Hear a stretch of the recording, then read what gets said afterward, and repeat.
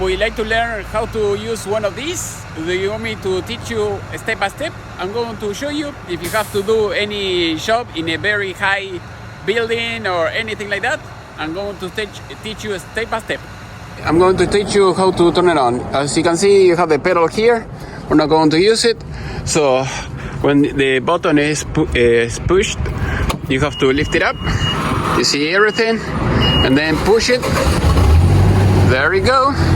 Now you have to push the pedal here, and what I do is I push these two. It's a little bit complicated. Okay, I'm going to show you here. So the way I take off. There you go. So this is to go up. As you can see, that is the arm. But usually I don't use this right now in the beginning. No, because I was like very close. If you want to move on the side, you can do that as well. I don't like it that it moves that much, but if you want it to move slowly, you can do this like that, as you can see. And then, but I'm going to put it fast, otherwise we're going to stay here all day long. So what I do is I push all those buttons at the same time, but sometimes you have to push the pedal again. Push the pedal, and then when you hear the engine is going, both at the same time. You see? This is my trick. Even I can do this, and then I pull that down, so that way it will extend and I will go up faster. Otherwise you have to do one at a time and it's a pain in the butt. So as you can see, this extends the arm. This is, well, what you see here is part of the arm. So you use this, and then if you want to go a little bit higher, you push this one. Sometimes when the engine stops raving, you have to push it again, move it a little bit on the side. At least on my case, as you can see, it's moving a lot, and we have to keep going up. So as you can see, there you go. So now we are going to push the pedal again. I keep going up. You have to be very careful if you're next to a pole with power. Otherwise you may get shocked and die. So always I'm trying to be as close as possible to the wall. That's it. So this is basically how you use it. And once you have to work for maybe 15 minutes or more, what you can do is push the red button, so that way the engine will shut off. Otherwise, here they are charging you like $5 a gallon, when usually it's like $2 to fill up the tank, and also you're going to save some gas. So as you can see, this is the top. I'm not going any higher than this. This is the limit of the unit. So push the pedal again, and then we use the last arm to go a little bit higher, as you can see. This is the electric machine. I don't like it, but I'm going to tell you a little bit about my experience. They're easy to set up. You can move it by hand. I mean, 1-2 guys is very light. That is a good thing, and it's easy to set up. You charge it, no fuel, no nothing. It works almost every time. So the joystick is a little bit finicky. I don't like that, but other than that, it works. The only bad thing I told you that I don't like is, you see all this movement that you have. Think about this when you are in the air, 50 feet on the air. So when you're that high, it's not good. I mean, if you're doing like precision things, fixing things, this is not the way to go. It's better if you get the other one. Otherwise, it's kind of easy to use. With this, you have to turn it on, and then you have to hold this button here, and then you can move the unit, the legs up and down. I think I have maybe run out of battery. I don't remember. Basically, you can do all the movements from here.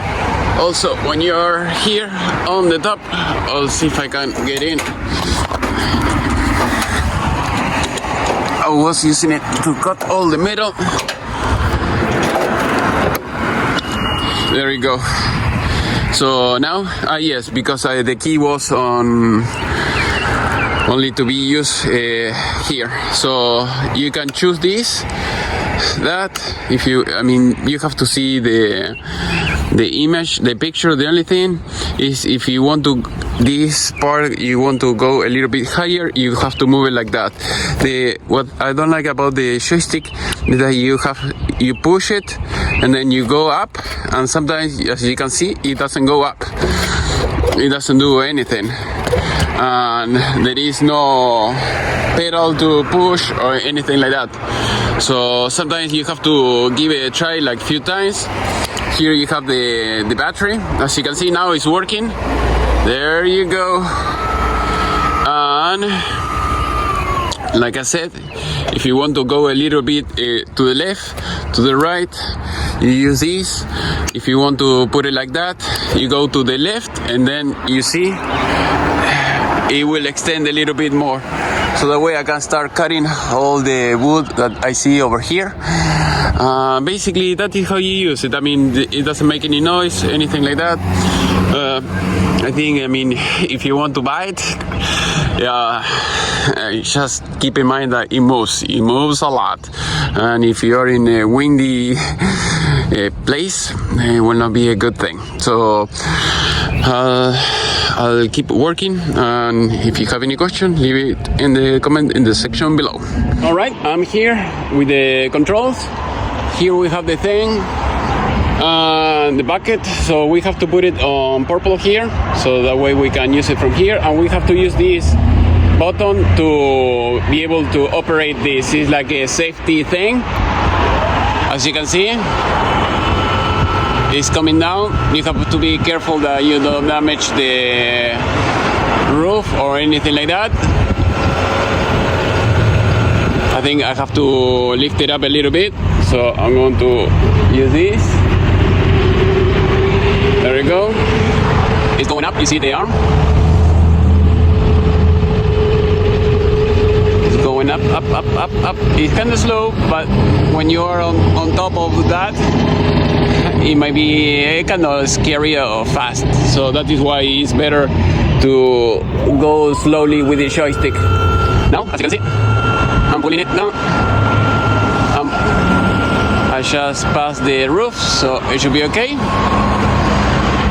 Now I have to push the other button here. We have to keep going and see that it's not going to scratch the surface. It looks like. So we may have to push this to rotate it.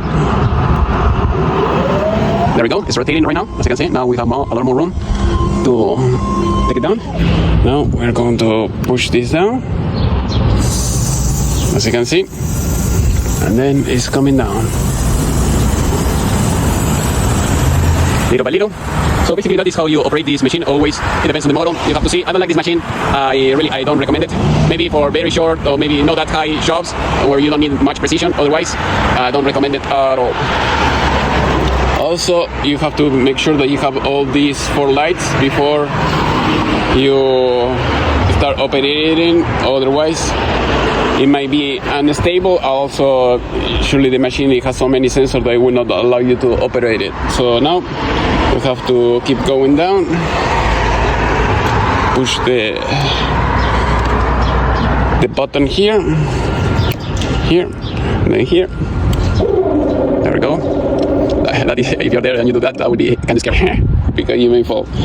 You can use the other one.